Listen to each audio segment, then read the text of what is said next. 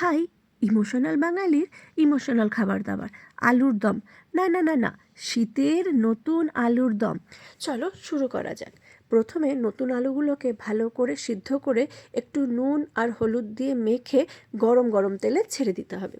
ভালো করে লাল লাল করে ভাজা হয়ে গেলে এবার একটা পাত্রে আলাদা করে তুলে নিতে হবে। এইবার ওই যে গরম তেল, সেই গরম তেলের মধ্যে একটু জিরে আর একটা গোটা তেজপাতা ফোড়ন দিয়ে দিতে হবে। কোনো ঝুট ঝামেলা না করেই একটা মিক্সার গ্রাইন্ডার আর তাতে পেঁয়াজ, আদা, রসুন আর টমেটো ভালো করে মিক্স করে ওই গরম তেলে ছেড়ে দিতে হবে। তার সাথে একটু হলুদ গুঁড়ো, একটু কাশ্মীরি লঙ্কার গুঁড়ো আর পরিমাণ মতো নুন ছড়িয়ে ছড়িয়ে দেবে। তাতে কিন্তু নুনটা বেশি হওয়া বা কম হওয়ার সম্ভাবনা থাকে না। ভালো করে এবার গ্রেভিটাকে কষিয়ে নিতে হবে। যখন আস্তে আস্তে ওর থেকে তেল ছাড়তে শুরু করবে, তখন ওই ভেজে রাখা নতুন আলুগুলোকে ছেড়ে দিতে হবে।